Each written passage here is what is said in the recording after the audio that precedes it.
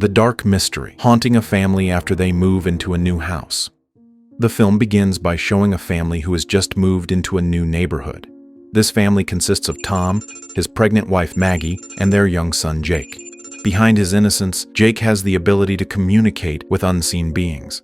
To be dead. Jackson came over to play. He was Batman. However, neither Tom nor Maggie realize this.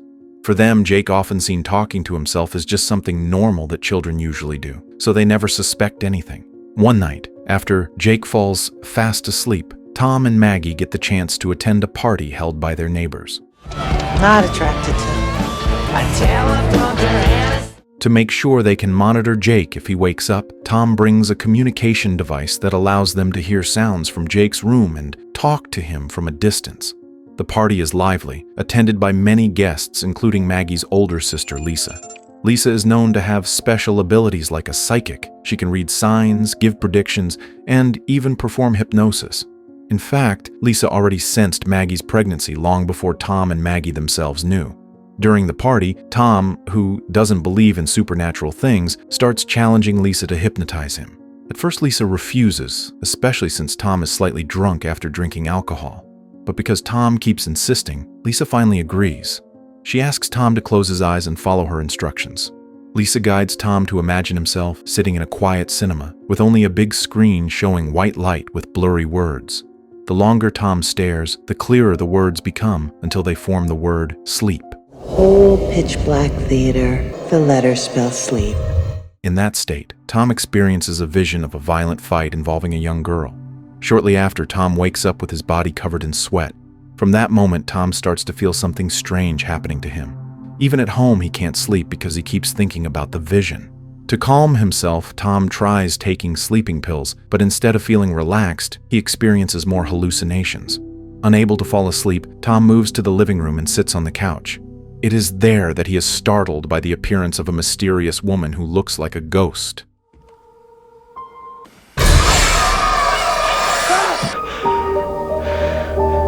The next day, Tom goes to work. He works as a telephone technician, but throughout the day, he still feels something strange inside him. During a break, Tom takes the time to call Lisa to ask what she really did to him last night. Lisa only explains that she did nothing except plant a suggestion to make Tom's mind more open. Not long after, Lisa receives a call from Maggie asking if she can watch Jake that night because she and Tom plan to go see a football game. But Lisa refuses due to work commitments. During that conversation, Jake suddenly mentions Debbie as the replacement babysitter. Maggie is confused about how Jake knows that name, but Jake says that Samantha told him. Maggie then remembers that Debbie is indeed known as a babysitter in their neighborhood. That night, Debbie arrives at the house. This is the baby monitor. Tom greets her, though he feels something strange the moment they meet. After explaining some important rules, Tom and Maggie leave to join their neighbors Frank and his wife Sheila to watch the game. Meanwhile, at home, while reading a book, Debbie hears Jake's voice through the communication device. Jake seems to be talking to someone. When Debbie asks who he is talking to, Jake answers that he is talking to Samantha. Shocked, Debbie presses for details and Jake insists that he often speaks with Samantha. Worried and curious, Debbie decides to take Jake to the train station where her mother works. At the same time, Tom, who is about to watch the game, suddenly feels a strong sense that Jake is in danger. Without hesitation, he rushes back home. Seeing Tom leave in a hurry, Maggie quickly follows. When Tom finds Jake missing from the house, he once again feels that his son has been taken to the train station. He turns out to be right. At the station, Tom finds Jake being carried by Debbie. Daddy! That's him.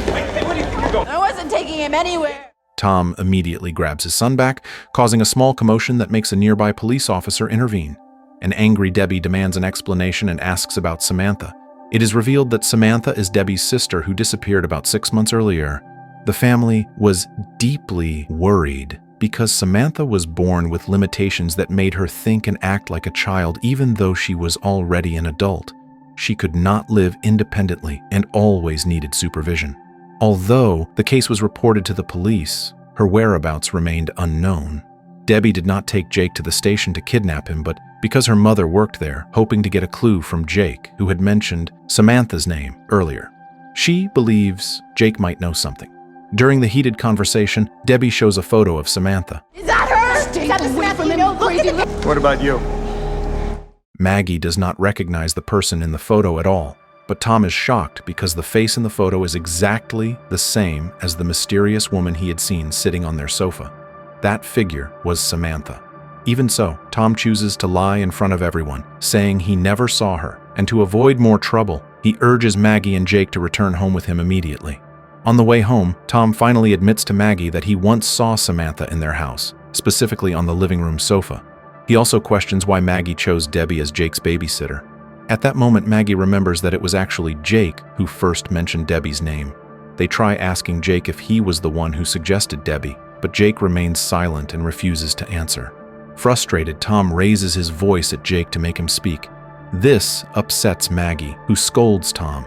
Only then does Jake say that he doesn't want to talk about it because he is afraid it would scare his mother. Where it happened, this is where I saw her, you know, I was sitting like... What's the problem here, Knock it off! I don't want to talk about this because it scares Mommy. From that moment on, Tom becomes obsessed with Samantha.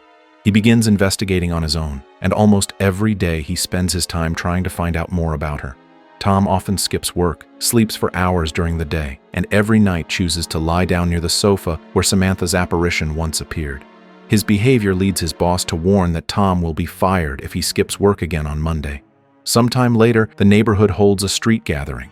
Maggie attends and uses the opportunity to tell Lisa about her husband's strange changes. Maggie feels that Tom and Jake seem to have their own world, often talking together without including her, then suddenly going quiet whenever she walks by. Lisa suggests that Maggie consider calling a priest for help. This is the first time he's been out of the house in a week. Tom and Jake, it's like they have this private club or something. At the same event, Tom happens to meet Harry, the owner of the house he is renting, along with Harry's son Kurt. Frank is also present with his son Adam. Tom takes the chance to ask Harry if he knows Samantha.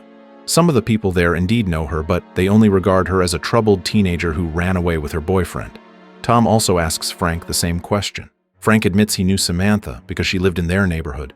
When Tom presses further and asks whether Samantha ever lived in his house, Harry firmly states that Tom is the first tenant since he purchased the property, so Samantha never lived there. Night, that's a total of 800. So you know that Kozak girl?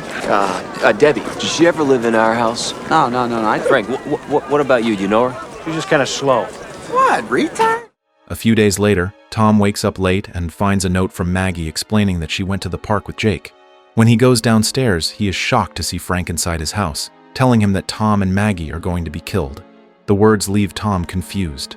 After that, Frank walks out and sits in front of Tom's house. Worried, Tom tries to ask what Frank meant, but he doesn't get a clear answer.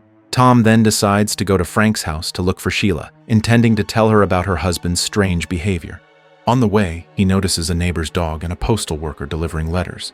When he arrives at Frank's house, Tom is horrified to see Adam holding a gun and shooting himself.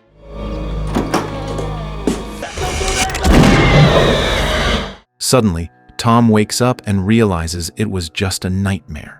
But what makes him shiver is that after waking up for real, he once again finds Maggie's note, then sees the same dog and the same mailman from his dream. The only difference is that this time Frank is not in his house. Panicked, Tom quickly rushes to Frank's house. There, he is truly shocked to find Adam lying in a pool of blood, unconscious. Tom immediately calls for help, and luckily he arrives just in time so Adam can be rushed to the hospital and receive medical treatment. While Adam is being treated by the medical team, Maggie asks Tom for permission to take Jake out for a walk. Hey, Jake, wait up!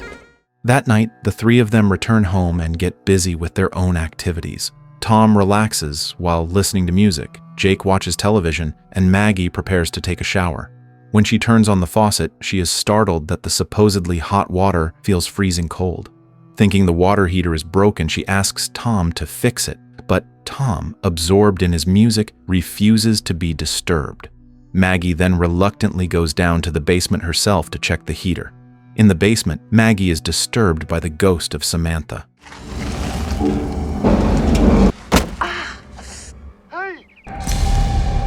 At the same time, Tom, still listening to music, also experiences a disturbance as if being pulled into his subconscious. He sees his house in a different state, with almost everything covered in plastic. In the middle of the eerie scene, Samantha appears. Tom tries to approach her, but when he is about to touch her, his body suddenly stiffens and he cannot move. Fortunately, Maggie brings him back to consciousness. That same night, Tom decides to go to Lisa's house. No longer able to bear being haunted by visions, he begs Lisa to hypnotize him again. If before Lisa had implanted a suggestion to make his mind more open, this time Tom desperately asks for his mind to be closed again so he can feel at peace. Lisa eventually agrees and begins guiding Tom to follow her instructions. She asks him to imagine himself inside an empty, silent cinema. But in that vision, Tom is not alone. Among the rows of seats, he sees Samantha. The girl suddenly attacks him, making Tom panic even more. Just before waking up, Tom notices huge words displayed on the cinema screen, giving him a command to dig. Tom is convinced that the message is an important clue left by Samantha. Are you okay? I'm supposed to dig. The next day, Tom buys tools and starts digging in the backyard. Jake helps his father, while Maggie, who has just returned home, is confused and angry seeing what they are doing. She keeps asking Tom what his real purpose is, but her questions only make Tom upset and angry because he feels disturbed. Tom insists that he will not stop until he finds something, even though Maggie has no idea what he means. After digging for a long time without results, Tom finally goes inside the house.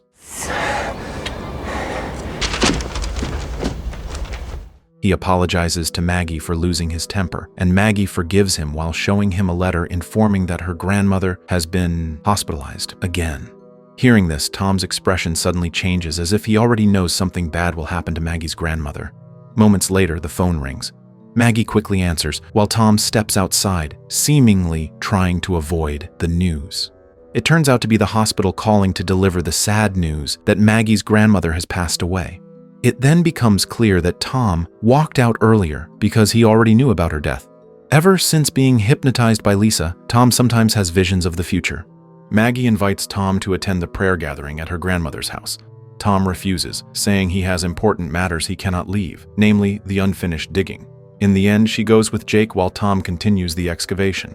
This time, Tom comes up with the idea of using water to soften the ground, but the faucet malfunctions. When he goes down to the basement to check the pipes, his gaze suddenly stops on the concrete floor. He immediately thinks that maybe Samantha's clue was not about digging in the yard, but about something hidden beneath the basement floor. He buys stronger equipment to break the concrete.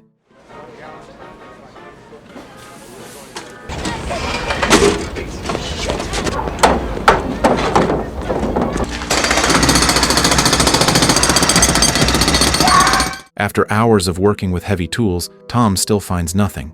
Exhausted, he takes a break and calls Maggie, who has already arrived at her grandmother's house. The atmosphere there is filled with family and relatives, gathering to mourn her passing. Maggie apologizes for leaving Tom alone, saying she feels he should have come with her. As a gesture of reconciliation, Maggie offers to return and pick Tom up so they can attend the family gathering together. At first, Tom refuses because he feels his digging is not finished, but Maggie insists on picking him up anyway.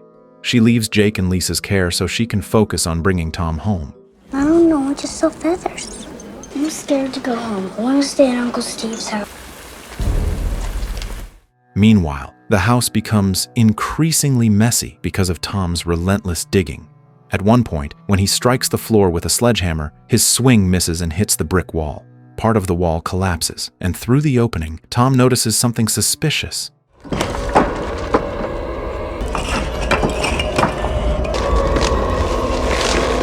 Carefully, he breaks down the weakened section, and to his shock, he discovers a large plastic bag containing the body of Samantha.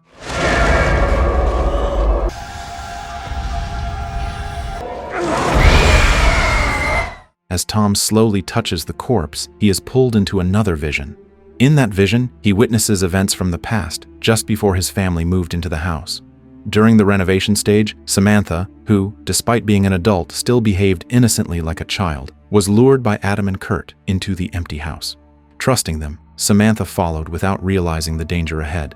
Inside the vacant house, both of them recklessly raped her. The poor girl fought back desperately, screaming hysterically. Afraid their crime would be heard, Adam and Kurt panicked and covered Samantha's face with plastic. She couldn't breathe and eventually suffocated to death. In their panic, Adam and Kurt decided to hide Samantha's body behind the basement wall so no one would ever know what they had done. After witnessing this horrifying vision, Tom doesn't realize that Kurt has seen him. Shocked that Tom has discovered Samantha's remains, Kurt leaves without saying a word, while Tom rushes to Frank's house to tell him what he has just found. Before mentioning Samantha, Tom asks about Adam's condition in the hospital. Frank explains that Adam is still in critical condition and needs close monitoring, with Sheila staying by his side while Frank prepares to join them soon.